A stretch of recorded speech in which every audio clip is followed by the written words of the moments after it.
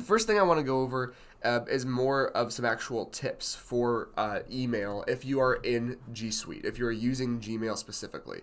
So this is going to be pretty Gmail specific, which is what we're hoping our ASCs and managers are using. But there are a lot of things here that are super helpful that you may not have known about. So the first thing I want us to do is if you go to the upper right corner where they have the grid up here, you'll notice the turn my phone off just in case someone calls me. The contacts tab right here. From contacts, I just really briefly want to show you guys how to make contact labels. Now you can see I've got about 40 to 50 labels that are old imports over here on the left. If I want to add a new one, there's literally a button right here that says create label. So I could create a label, and I'm not going to, but I'm going to actually just show you one that I have for the marketing group, all of our designers and leadership within the marketing team. You can see us all right here. If I wanted to add somebody else to this, all I'd have to do on my contacts tab is search up here, and I'm just going to show, bring up Nicole Clark, ASC in Rockford, click on her name, and if I want to add her to a label, I can click on more actions, and all of the labels you guys that I have show up right here. All I'd have to do is click on the marketing group label. You'll see a little checkbox appears right there, and boom, she's now part of the marketing group label right there. Now I'm obviously going to remove her from that group by just clicking it again and saying remove from label. But that is how you can create groups that you can use for email blast, for office blast, for whatever. We use them a lot, like you can see. I've got a BlueSync label. I've got our marketing team label. You guys can have some for your agents. You can have one for your ASCs in your region. So creating these groups can be really helpful, especially when you go in, and I know that's a pretty basic thing. I'm sure we've talked about this. We've seen this before. But when you go into compose an email, when I start typing in marketing group, you'll see right here that label comes up. And if I just click on that, all of those people are there. So what that does is it's a little legwork in the beginning to build the label, but now I can just add all of those people to an email without having to go through do it individually. So the other thing I want to talk about with these labels, and again, if you have questions with the things that I'm covering, please write them in the chat box. I want to make sure I cover all of the things I've got here, but I do want to answer any questions. One of the things I want to talk about is over here, CC and BCC.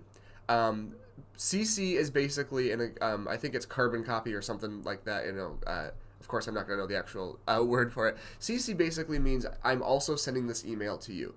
So it could be a thing of like, I'm sending an email to Tracy, but I also want to CC Megan on that email to see it.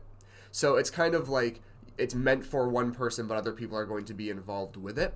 But what I also want to show us is the BCC box. CJ, remember carbon copy? Yes, I knew the blind part for BCC. So thank you for that, CJ. So when you are and Ginger says she's found another fast way of doing the label. So if there's something you want to share with that, Ginger, after the fact, it might be something we can send out. One thing I see a lot of is, and this is sort of one of the reasons we kind of this actually came up, is we see this a lot. Not just we see this a lot throughout the whole company.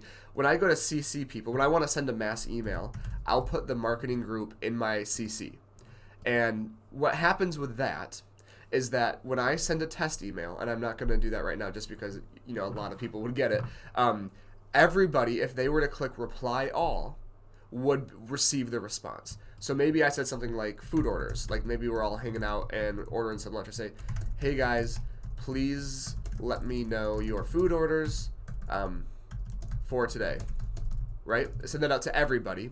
Now, it's very easy for somebody when doing an email to click, that's not a group email, to click a reply all. And let me see, like we're down here. If I click over here and do the reply all, everybody is going to get my response. And I see that happening a lot where, it might be an email that not everybody needs to respond to or be on that chain. And all of a sudden you're on a chain with 15 other people that's only a conversation between two people. I'm sure we've all been there. One of the ways to prevent that from happening in some cases is if you are doing a group email, instead of sending it through just a normal CC, if you click compose and you click on that blind carbon copy, and you put your group in there, what that's going to look like is that when I get your email, I'm only going to see it going to me, and if I reply, I'm only going to reply to you. So that takes off that whole idea of going back and forth with an entire group involved. Because ultimately, and I know that this is a lofty goal, we want all of our emails to be meaningful. And the second we start getting people involved in a chain that they don't need to be involved with, that has nothing to do with them, or, worst case is actually more of a private conversation, they are not going to find the emails valuable anymore, and they're going to click away. So, if you have an email going out to your office, make sure that you maybe use this blind copy feature, so that way everybody is still getting the email, but if they respond, it's only going to you. One very specific reason I've used this is when we do the Homes for Dogs project. If we're ordering T-shirts or something like that, if I blind copy everyone and say, hey, send me your shirt size so we can order the right shirt, not everybody's going to want everybody to see everyone's shirt size. So by doing the blind copy, everybody can reply to just one person with that information and not involve other people. So if you have any questions on that, please let me know on the blind copy thing. One really cool, quick little feature I want to show you. If you click on compose an email and your email loads, let's just say I'm sending an email again to, I'll do Megan this time. I'm just going to throw everyone else some emails. Test, yo. We're going to get to that in a second. Right down here by send, you'll see the little arrow right here, more send options. If I click on more send options, I can actually schedule a send.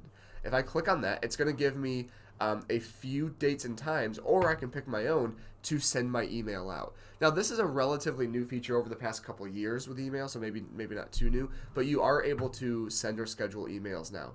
This can be great if you are going on vacation, you're taking some time off, and you know that you need to get something sent. I can say I want this email to Megan to go out in an hour, and I can click schedule send, and then I can undo that, I can view the message, and over here on the left-hand side, you'll see I have a scheduled category, where if I go there, I can see the email that I have scheduled. So I really do like that feature in G Suite.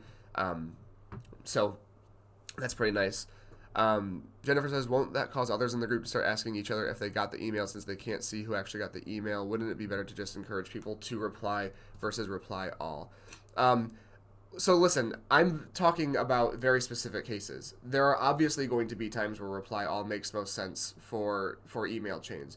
There are also times when it won't make sense, and we've seen those have some more adverse effects than the reverse of it. So I want to show everybody a way to not reply all. That doesn't mean that it is a option that you should never use.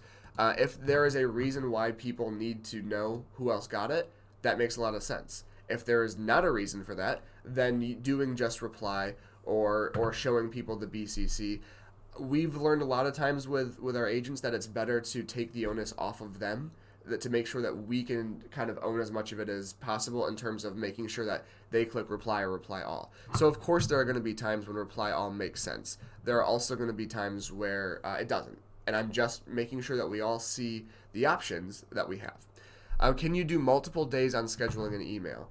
Sherry, if you mean can you schedule an email multiple days out, or do you mean can you schedule the same email 2 or 3 times over a week? I don't know if you can do that at once, but what I would do is, write your email and then copy and paste that whole email and then just schedule it once for Monday, schedule it once for Wednesday, schedule it once for Friday, or something like that. So I think, if you have to send the same email once a week, I would, maybe take 5 minutes on a Monday and do it for the next month, if that makes sense. But I have not seen an option where you can schedule multiples of the same email, if that makes sense, all at once. So let's see, what else do we have here? Okay, so we want to talk about some actual tips for email real quick.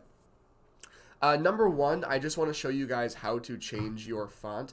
It is best with email, and these are very general guidelines. And again, I'm saying that very upfront. These are general guidelines. They are to hopefully nip certain bad things in the bud, but there are always going to be exceptions to these guidelines. Okay? So with that said, if you click the gear right here, the settings gear, and you click on settings, you can actually, and I'm sure we've all seen this, or seen some version of this, right here where it says default text style, you can change your font, you can change your text size, you can change the color of your text. For most company emails, we want it to be relatively professional, right? So there are a couple fonts here. I'm not going to name which ones. that you should not be using for company sort of stuff. We want it to keep at a sort of professional level. Especially one thing that is hard to know from your email is with the color. Some colors show up really well in certain inboxes, and some show up horribly. What I mean by that is when I'm looking at mine, I have a white background here. So if you were to do a light text, which I've seen like, yellow text come through in an email, that's very hard to read in my email. Whereas if the backdrop for your email is sort of a more darker gray or darker black, I've seen that with Apple Mail, or sometimes people have like a dark version of Outlook.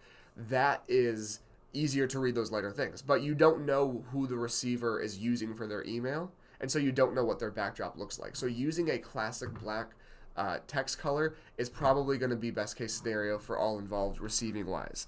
The next three things that I want to share are things that are important because they are things that I also struggle with. So I'm not calling anybody out here is my point. There are three things that are important for emails in the workplace to be kind of generic like that.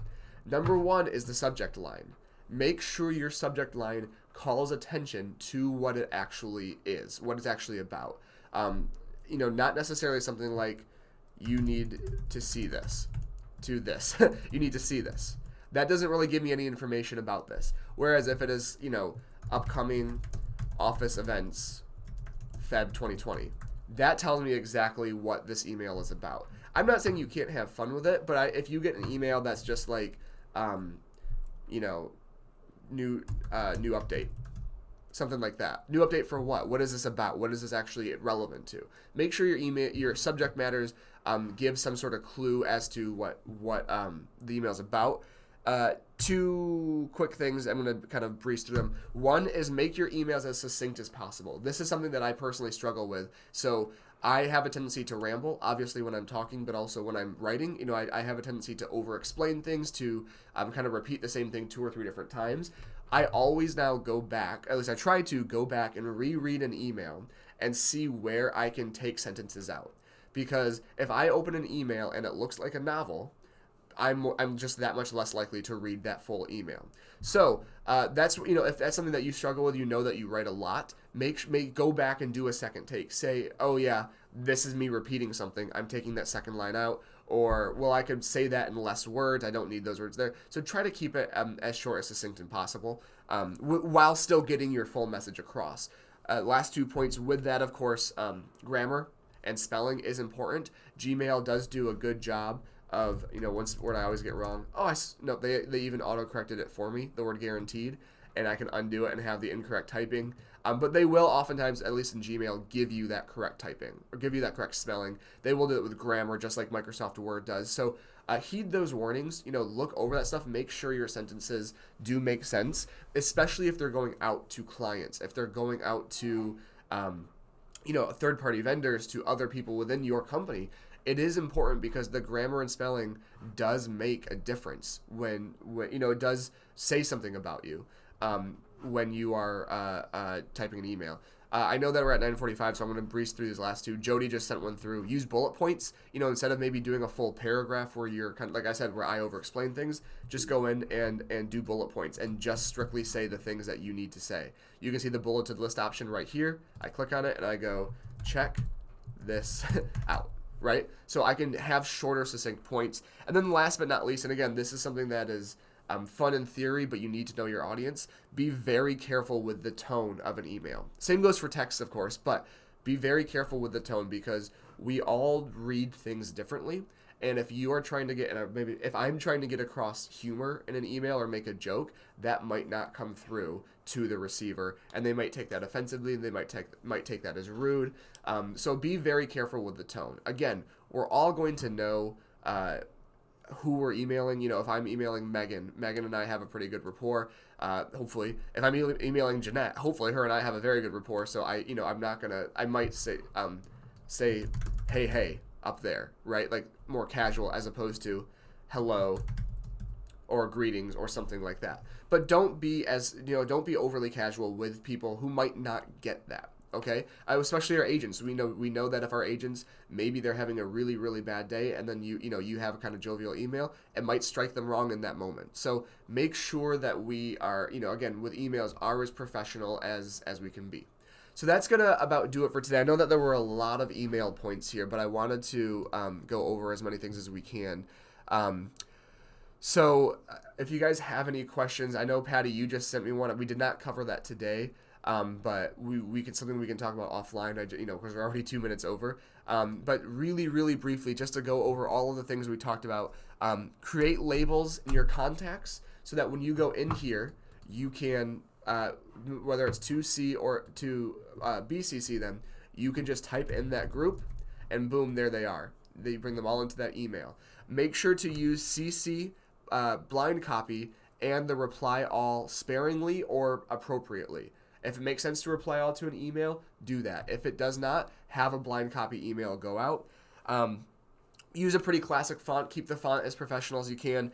Keep your email short and to the point. Have a powerful subject line that talks about what the actual email is about. The actual got a little Australian in there. And then, of course, keep your tone consistent. Keep it appropriate for the email. Elizabeth makes a great point too. Grammarly.com is, if you are struggling with grammar or if you're unsure, Grammarly.com is a great resource to check your grammar when you're typing things, when you're writing things out. So if that's something you're interested in, take a look. Okay, we're already 3 minutes over. Thank you guys. I'm sorry we went a little bit over. If you have any questions, of course, let me know. Otherwise, have a great rest of your day, and we'll talk soon.